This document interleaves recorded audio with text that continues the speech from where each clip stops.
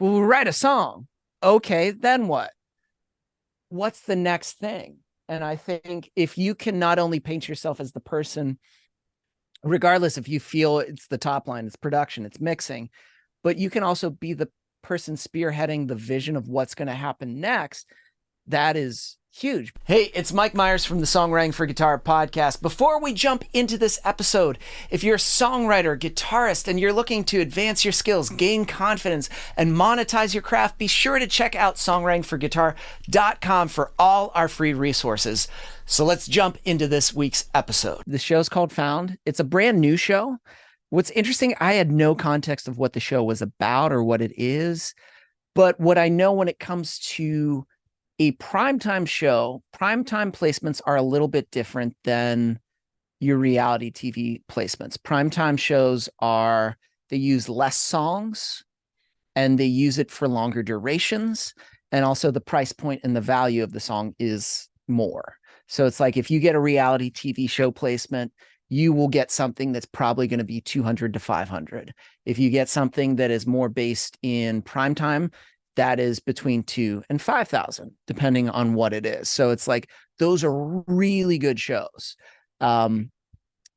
This, I'm going to pull up the clip and we're just going to take a look because this one is still one that it's interesting because this is where you see the song being used. And when you have no idea of the context of the show, the scene, it has the guy from Save the Bell. Like it's Mark, whatever his name is, who played Zack Attack. He has a beard. And I was like, what is he doing? Why is he in chains? I don't understand this scene. What is happening? But the song works. So I'm just going to share right here. And I'll get to that scene. And then I have the actual file that I had to pull up. And we'll take a look at it. And I'll break down what I remember from creating it and then what Kendra added. I love you. I love you too. But something's changed, Gabby. You've changed. We're looking up to the sky, searching for a reason why.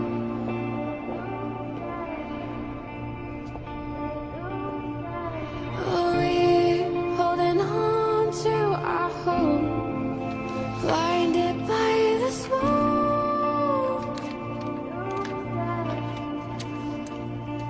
But we're coming in like a hurricane, heads down in the pouring rain. We found David. We'll fight till doomsday. Gabrielle. Wait. I'm sorry. That's actually my favorite thing, how it says in parentheses, energetic rock music. I was like, that's what I want to be known for. Energetic rock music. I'm sorry you didn't get to say a final goodbye to your father. Don't you dare apologize. There's no atoning for what you've done, for what you've cost me, for what you continue to cost me. You don't deserve redemption. You're a monster. And what does this make you? When the world's in ashes, lost to all the havoc, raise our swords, we'll fight till doomsday.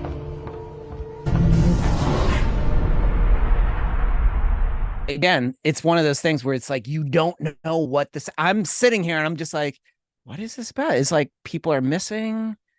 Is he a hostage? Did he do something? Did this? But it doesn't really matter because it fit the scene. One thing I think I skipped over, which I think is cool, whoever does kind of because in the production, the music editor will pick and choose kind of songs and he'll edit and he'll take your stems and he'll make tweaks.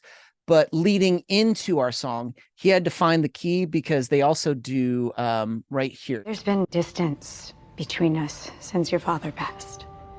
Whatever the swell and that piano part, that isn't from the song, but that was used to bridge into our song. So the music editor kind of like made a few little tweaks and tried to match the same vibe as ours to make that segue smoother. I kept telling myself that it was your grief, but I'm not so sure.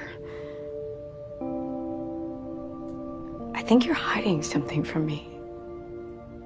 Which I think is really cool, because that's the thing we don't talk about a lot. It's the music editor, that person who is in that room splicing all your stems, making sure that the cuts from song to song to song to song are super smooth, that they're seamless, that the transitions are super gelling together. So yeah, this is interesting, because sometimes when you get something that's primetime, you don't know what they're going to be using. Sometimes they might use the vocals. Sometimes if they just use the vocals, I assume it's going to be the chorus, but I was surprised that they used the first verse, they used the chorus, then they used the chorus again with no vocals, and they used our ending chorus. So they used a whole bunch of sections from that song. Now, when I created this, we did not sit down and write it like a traditional song. This was where I was in a period of building a lot of just productions for Topliners. Like, I really just wanted to build out feels. I wanted to build out something that a Topliner could listen to, go, okay, yeah, here's the melody that I have for it. They'd send me the melody. I'd maybe make suggestions on, excellent, can you give me a couple of your lead vocal? And then can we have some harmonies in the chorus, harmonies in the verses? And then they would send it to me. I'd arrange it, make sure it gels up. And then I would send it to my friend, Josh Swell, who then would do the mixing. So I found it, and we're going to take a listen to some of these bits and why I think it worked really well. And what I was really struck by as I was opening this up was actually the simplicity of the arrangement itself. If I were to assume a few things, I think I just started, you can see, like, I didn't even give it a title. This is just called Sassy D minor 74. So I was just letting myself know it's in the key of D minor, 74 BPM, and it has a slight sassy feel, maybe. Because that was my first instinct pre getting Kendra's top line and vocal. And so I have a whole bunch of different projects that I just saved with the key, BPM, and feel. So that if I have a top liner, I go like, hey, can I send you something? It's in this key, and it's this is the BPM. Throw it into your DAW and go ahead and start messing around with it.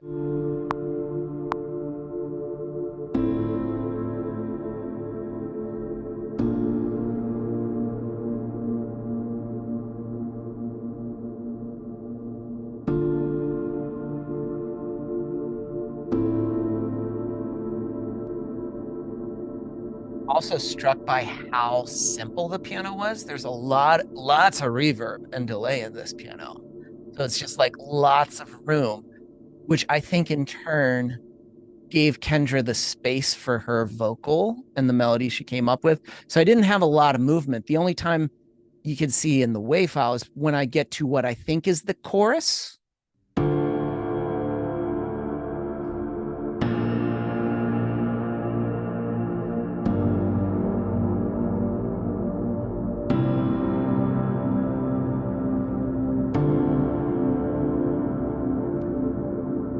That's pretty much it on the piano side. Very simple. Like, if I were to take all these little nuances, the simplicity of just the chord structure,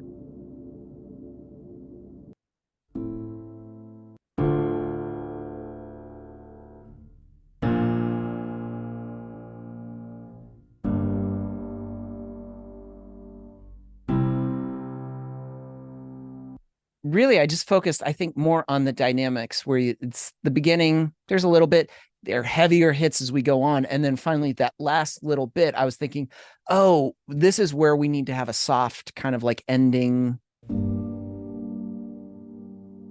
whatever the chorus is.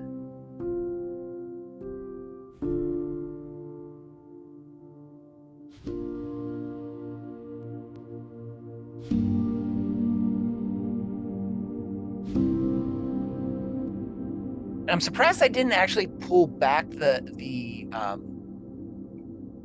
I saw Julie, this is the think it's the Uncordia in Contact. It's kind of a really cool, really chill vibe piano. But I'm surprised I didn't pull back the sound of the damper pedal, because it's really prominent. Like this is the problem with a VST sometimes, is like they overemphasize it. You can almost, it's a little too,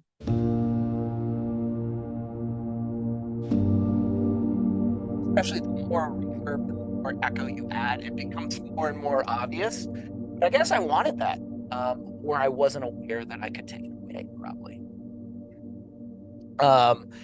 And then to me, what makes the song, at least to me, is the guitar. This verby guitar right here.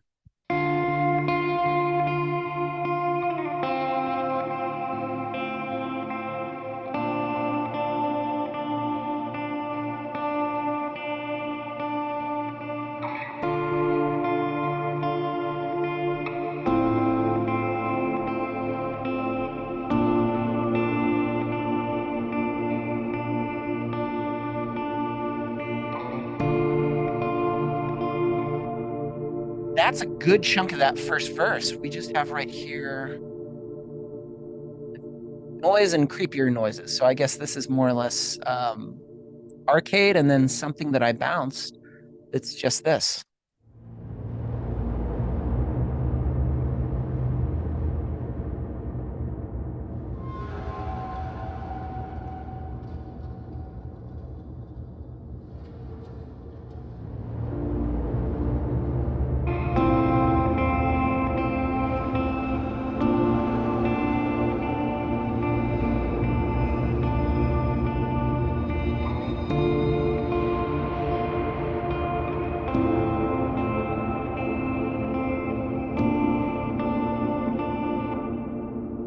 That's pretty much the whole thing. It's only when we get to, when I build something like this, I'm just thinking of, okay, this is my super chill part.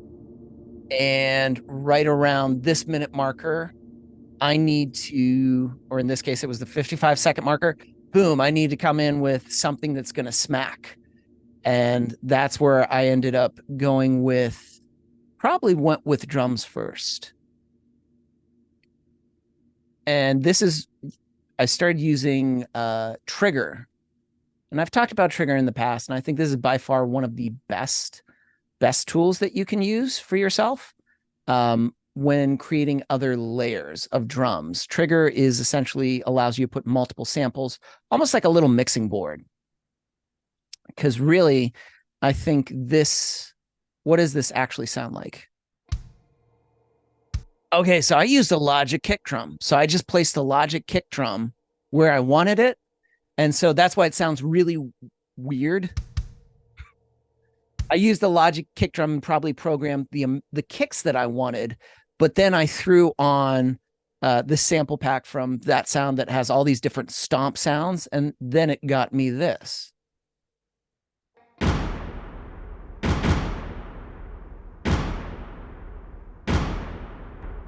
And then the same thing, maybe, no, these were normal toms. Okay.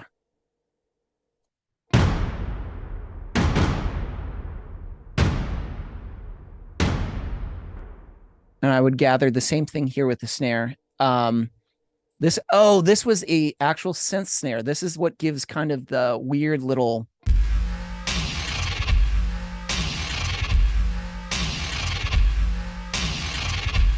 sounds awful just by itself. Like it sounds really, but there must have been something that I found really like, oh, that adds something to it, because other than that, it's just normal snares.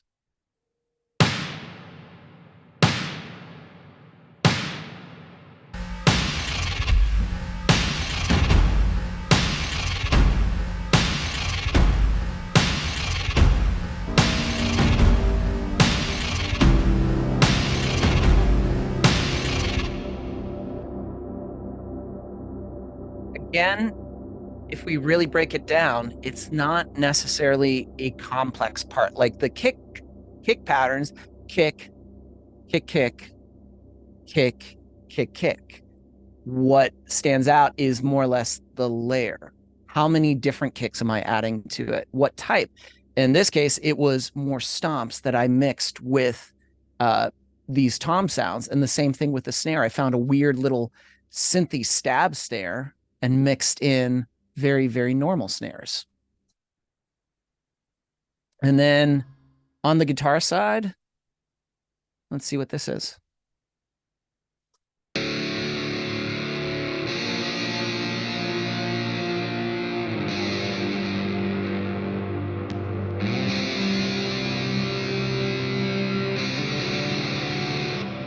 So since this was in drop, or this was in the key of D, I think I probably took my guitars and did a drop tuning where I took my 6th string and just went really low so that when I hit, it was like kind of like a smack in the face. So those are just probably normal distortion guitars. And then let's see, I have it says low shitty guitar. What is this? Oh, this is where, and it's weird, but I pitch shifted this guitar.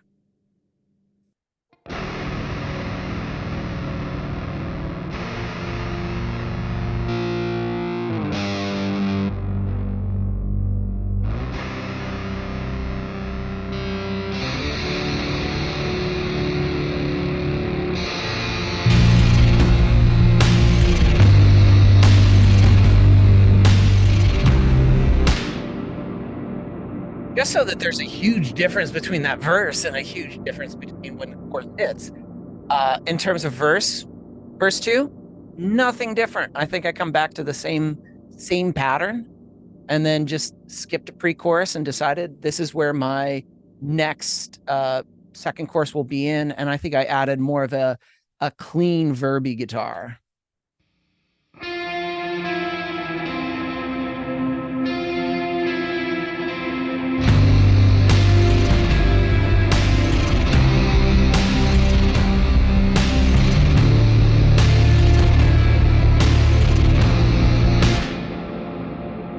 And then finally at the end, it was one of those kind of like a really heavy, fast picking guitar.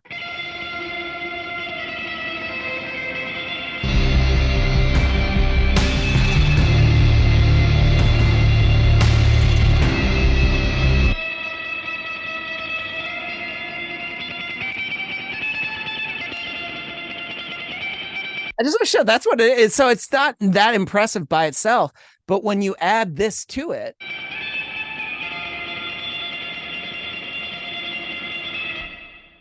this is where sometimes you have to see beyond what you're playing.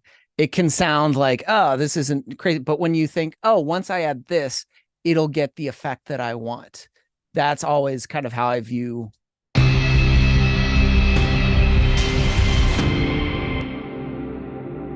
And I think the big things for this, the drops. When you have rises and drops, I usually stack lots of these. So you got, when you have a transition, don't just go into it, but really think about, well, how? Is there going to be a swell? Is there going to be something that makes that impact? And in this case, I have on the front end, and then when we go into the super, super quiet part.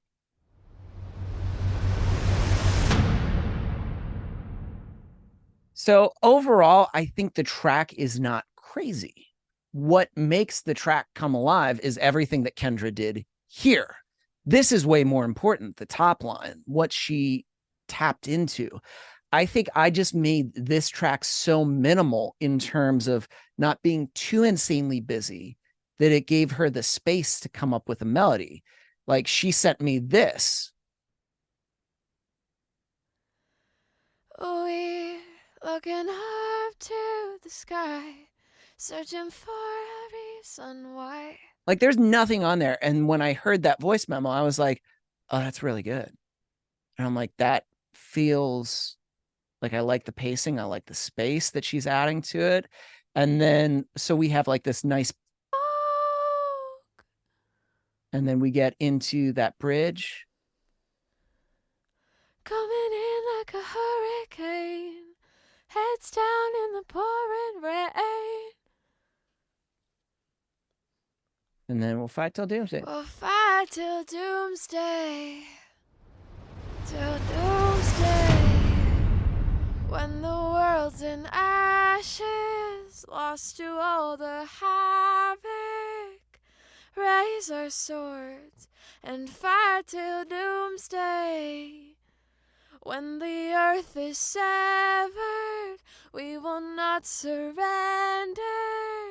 And what I loved about this top line, I think what makes it really work is if you listen in those moments where she will not surrender, she was actually taking some of her words and cutting them up and making them a hook. So like when she says, we will not surrender, that to me is like, again, where is it? Right. Raise our swords and fight till doomsday.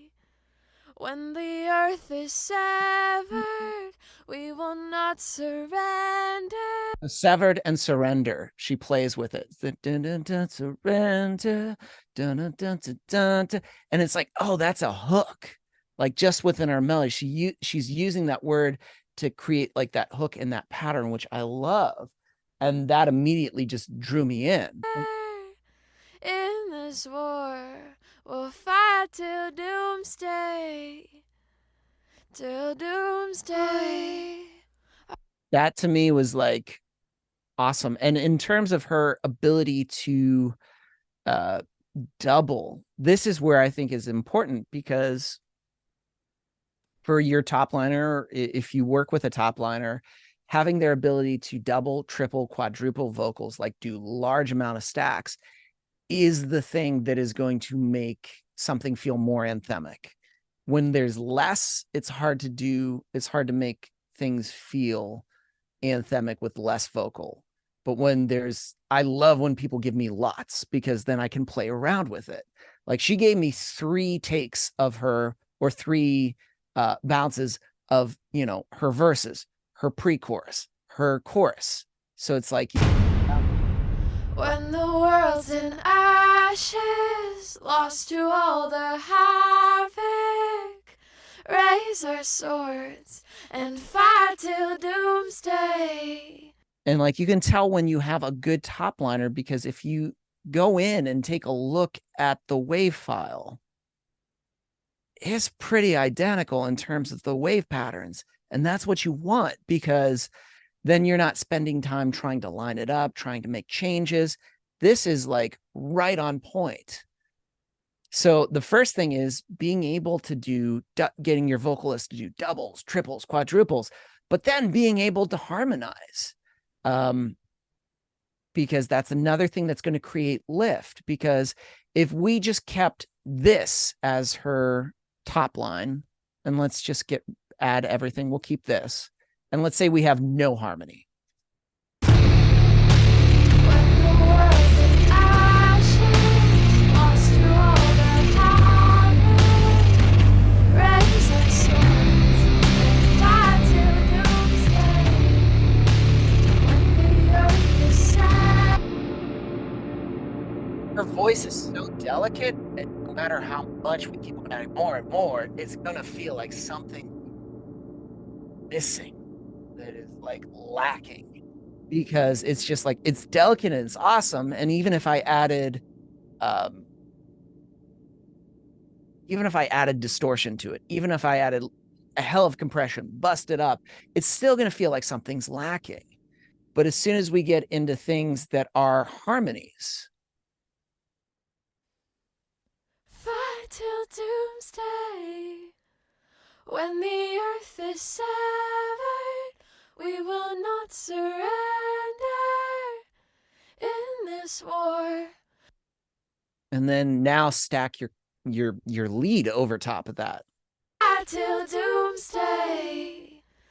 When the earth is severed, we will not surrender.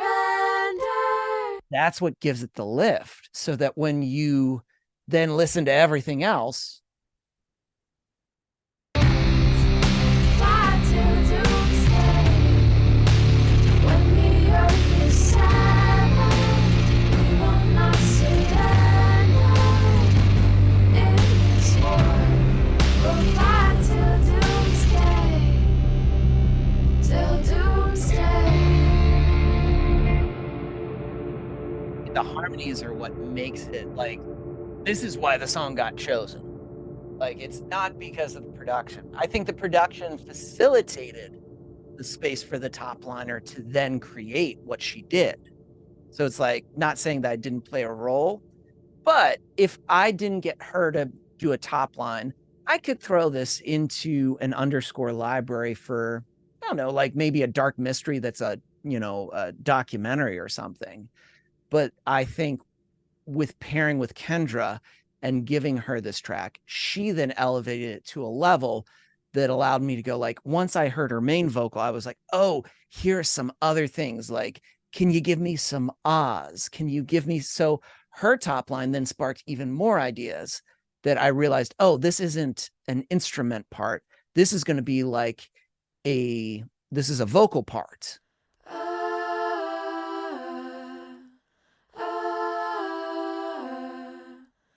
There's no need for me to add a synth or another thing. I can take her vocal and start putting that and using that as the instrument on top of her chorus, on top of all her harmonies. That's where it sticks out so much more. And in this war, we'll fight till doomsday.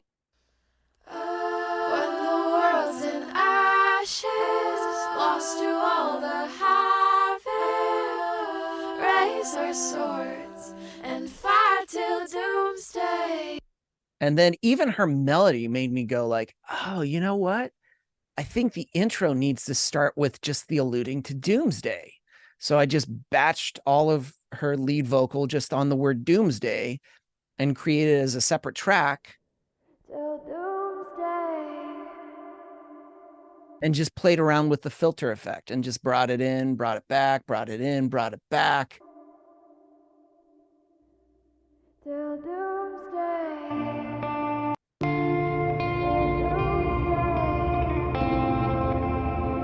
It's like, oh, because at the beginning I didn't really have like a hook or, like a little ear candy part. The guitar is doing its thing, but I don't think that's the ear candy part. It'd be better to just go right into the verse. But now having her vocal and her top line, I was like, oh, that's the thing that needs to happen at the beginning.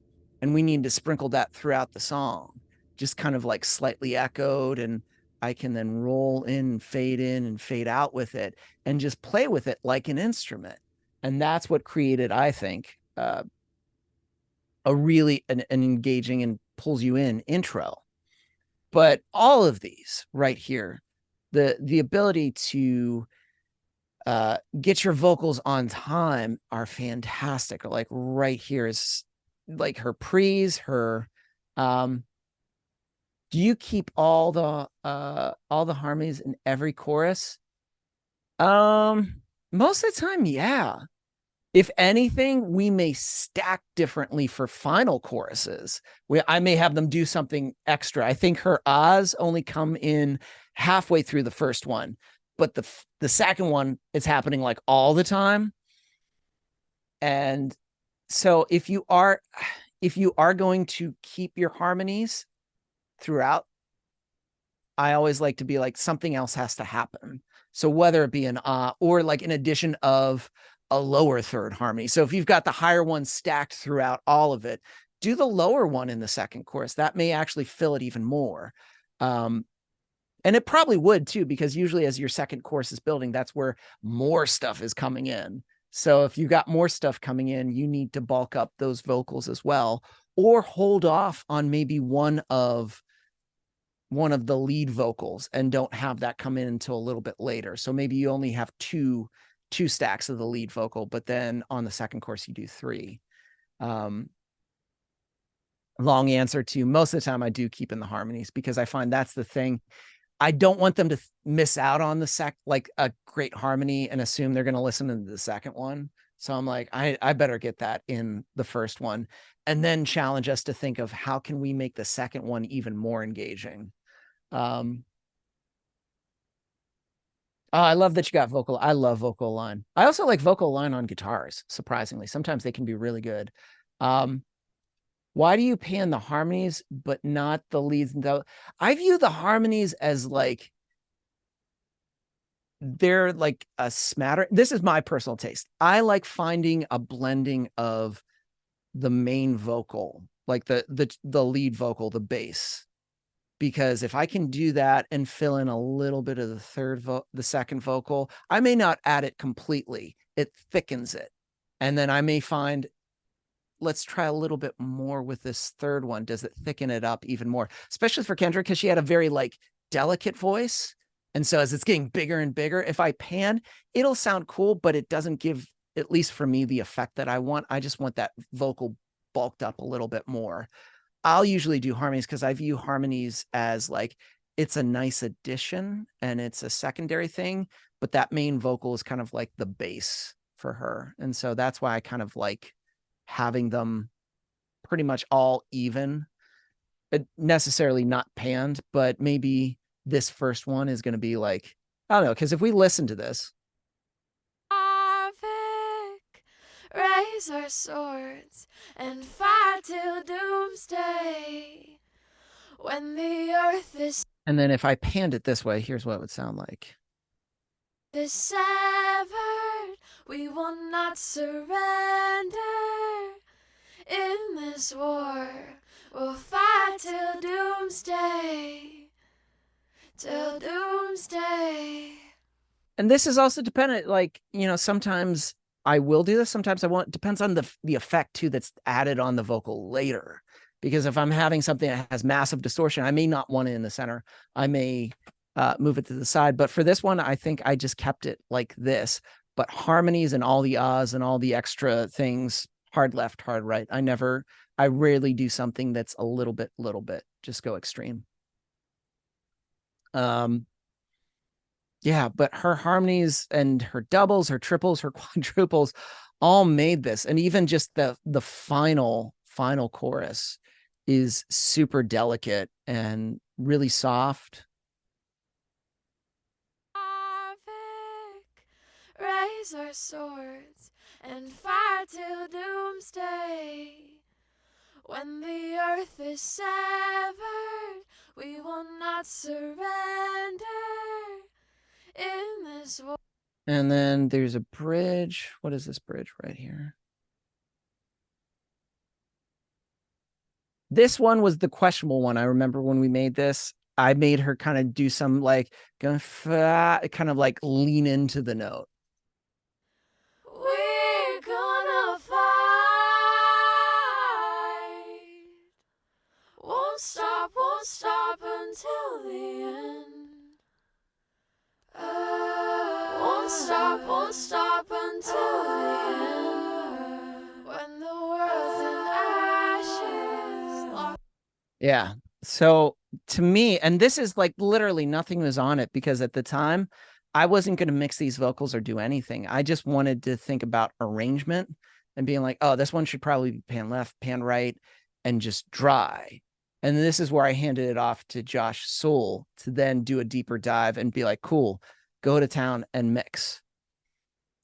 Because also I'd heard the song so much that after a while, it's kind of like ear fatigue. You hear the same things and you see it one way. But if you pass it off to someone that is also a lot quicker, but also is hearing it for the first time, they're going to treat it a little bit differently. Where I've seen it one way, I've been listening to one way. And that's what I think is great about, again, partnerships.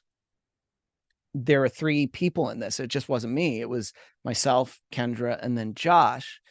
And I think each one of us gave something that made the song work really well. Now, what I brought to Kendra and Josh was my contact, which was Stacy Coleman from Gravel Pit Music. And some of you have met Stacy before and heard her talk. This was around the time where I first, maybe like a year or two after kind of like connecting with her, she'd gotten me some placements, but I introduced Kendra to Stacy and I was like, hey, you know, I just worked with Kendra. She worked on this great tune. I want to send it to you. And she has other stuff that she can send you. There we go. And so that was how Kendra was able to connect with Stacy, and Stacy was the one that secured the placement for Found. So the beautiful thing about, I think, collaborations is not only are they bringing their strengths and you can amplify and make a song really good, but it's an exchange of contacts. Like, I'm not going to hoard and just like, it was like, oh no, this is great. See, and I'm sure Kendra sent Stacy tons more songs that I didn't work on. That doesn't matter. It was just, I realized the potential of what this song could do. And I'm like, cool, let's get into the catalog. Let's start working it and I'll introduce you. And it's been vice versa, where at that time, I don't think I had a strong connection to North Star Media, but Kendra was signed to North Star Media. I was working with people like Heather Evans. I was starting to work with Lainey, and they were signed to North Star Media. So that immediately gave me a huge boost, because I could go back to them and be like, hey, Jordan, I'm working with so-and-so. And they just submitted a brand new song. So it's there's no keeping score in this. It's more or less, it's an even exchange. I think what makes finding collaborators easier is defining your role, but also having a clear objective of why you want to work with them. I think when I approached Kendra, I was like, I love the dark haunting stuff that you've been doing. It's really cool. Can I send you one track? Because I think this would be perfect for XYZ. So even then I was like, hey, here's what I want to do with it when we're done. So that she goes, oh, this is what's going to happen and the end result. I think sometimes in collaboration in the past, I used to be like, hey, let's write a song. Okay, then what? We'll write a song. Okay, then what? What's the next thing? And I think if you can not only paint yourself as the person, regardless if you feel it's the top line, it's production, it's mixing, but you can also be the person spearheading the vision of what's going to happen next. That is huge, because I don't want to say not everyone thinks of that, but to be the person that goes like, hey, here's where I want to pitch it after it's done. I have this, this, and this, and I've been keeping up contacts, and then I want to send it here because I think that it would be perfect. That's what you have to do, especially I think in terms of like licensing, is painting that vision. Or if you don't have contacts yet, or you have a little bit, paint the reverse. Or paint and say, hey, I was researching da da da da da. I noticed that these songs got used a lot. I came up with a few ideas that I think would be perfect. And I listened to your song that you produced for da da da, and I loved the production. It was so good. I was wondering, would you be interested in producing this track? We'd share rights. Let me know if that's interesting to you. That's a way to do it. Because it's funny, after the song aired last week, like, my Instagram DMs kind of blew up a little bit, and it was people being like, hey, would you be interested in but not even giving me any context whatsoever of what they wanted to do with song. I think they just basically, hey, produce a song and then do the thing that you did here. And it's just like, listen, I don't know the person on the show. I just know this person. That's it. That's the only contact. But I would have been way more interested if Kendra or if they would have, or this other person that's not Kendra, if they had told me, hey, because I would love to see XYZ happen. I got none of that. It was basically just produce this. Or it's like, I had somebody ask, like, would you write this with me and my mom? And I was like, I don't know. I don't want to do a mom. I don't want to write. It's like, I don't know if that's a co-write I want to do. Kendra was actually from the group. She actually joined my course in 2000. And I saw her, she would post songs, and I think one of the first placements she got was Lucifer. And it was the very last season of Lucifer. The reason I reached out was because I saw that she did a small lyric video for it, and it had just a few views. But after the Lucifer placement, it blew up to over like 500,000 views. It was like insane. And I was like, oh, wow. So she does a lot of dark things. So it wasn't a stretch to ask her to do something dark, because that was kind of, she also likes, I don't want to say, she enjoys more mythical things too. Like, a lot of her songs have mythical turns to it. Like the falling of a king, that sort of thing. So I think she enjoys that realm. So this was an easy thing to pitch, because that's kind of her wheelhouse.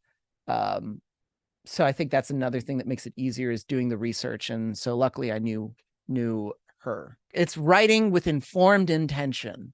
And the reason that's important is because to me, we all have, our time is super valuable. And if that's the first impression you can convey on someone is like, hey, I would love for this to happen because this is the next step that I'm thinking, that goes to them. Oh, whoa, you're actually thinking long-term with this. And that to me is also someone that's thinking about the overall, the first song you may not do anything with, but the relationship might be really strong. And that means the second song you write may do something. There have been times I've sent top lines to people where I haven't heard back from them. They go like, oh yeah, I totally will send it to you. And I don't hear anything. And then I'll do like the email bump, like, hey, just checking in. A month later, hey, just checking in. If I don't hear anything, I remove the link that I sent them. I remove it. I take the song and I send it to someone else. And there we go. Or I go like, yeah, maybe it was something in the song. Maybe they didn't like it. Maybe they were being polite. That happened a whole bunch in the very beginning, but you just keep on. I just kept on saying like, hey, I'm a producer. Hey, I'm a producer. Hey, I'm a producer. But I got more targeted and specific with end results of what I wanted to see from the song. What is the pitch that's going to get you a collaboration? How are you going to wing it? Because you may have lots of great things that work for you that it's like, you're the obvious choice, but the impression that comes across as like, what's the first couple of sentences? So to me, you could look at any of these groups and probably find someone that is right, but who are you looking to connect with? Like if you, in your case, since you do production, you got to find topliners. Okay. If you were to send a topliner, what would you send them? I would want to send them what exactly? And is this something new that you're getting into? Do you have to build a couple of these to build up that strength? So I would say finding people is the easiest thing. The pitch of why they should work for you or work with you and collaborate and build that relationship, carve out the time is way more important because there's a lot of times that I've collaborated with someone and by the end of that collaboration, I go, don't want to work with you anymore. Or it's like the pitch you gave me, it's not what it ended up being, or I don't work with them because the pitch is weird. Like, hey, let's write a song.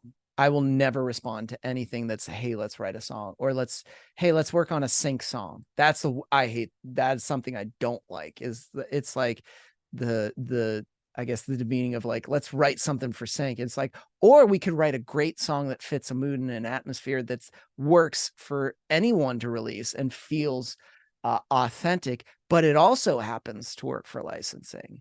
So I think I would work on your pitch and also cleaning up this is another thing but to me, like cleaning up the socials, does it look like you've got your stuff together? Or is there something, if you're a producer and you say, hey, I'd love to produce a song for you, do you have examples or a website that they can go to? I'm always suspicious when somebody goes, I'm a producer. I'm like, that's amazing. What's your website?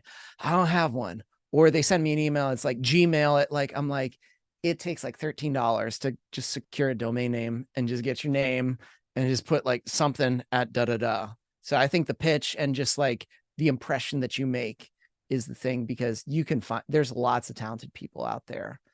My thought as a producer is like, I will also do the time where it sounds silly, but I'll just go to Google and I will type in music library boutique or music library indie rock, and I'll start searching around for new ones. Like I have my tried and true that I do like, but I'll search around for music libraries that I haven't heard of yet.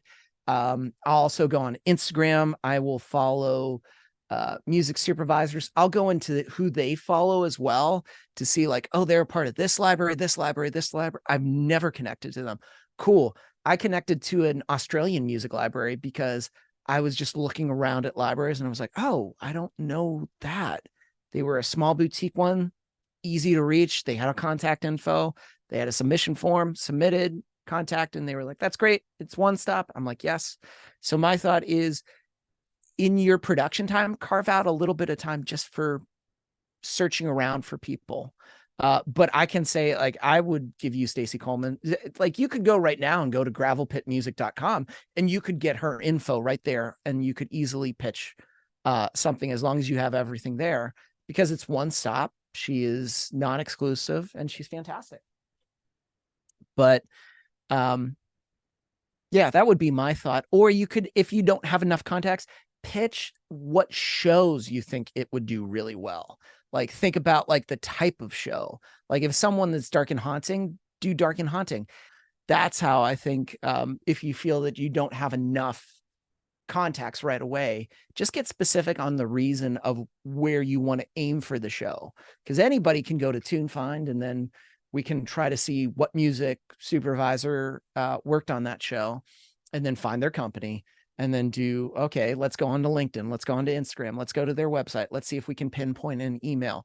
Do they take non-exclusive? They do. Are they okay with non-solicited emails? They are.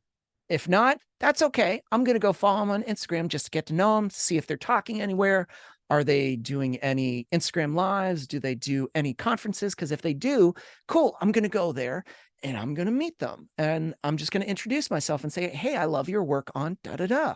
And just start a conversation and treat them like a human. And that's how you build a really good relationship. But yeah, Kendra's awesome. And Josh Sewell, of course. So it's Kendra. Santa's is all you got to search for. And then Josh Sewell is also. I feel I only know people named Josh. That's it. It's like, I know so many Joshes in my life and they're the ones I talk to the most, but Josh Sewell also has an amazing Instagram channel too, in which he does, production, like gear rundown and mixing. He's a big analog guy and he does a lot of analog mixing, and it's really cool because I do the reverse. The only piece of analog gear I've ever bought is because of him, because from Audioscape, a really cool compressor that sounds great on acoustics. So all right, everyone. Amazing. Hey, it's Mike from Songwriting for Guitar. Thanks for watching this video.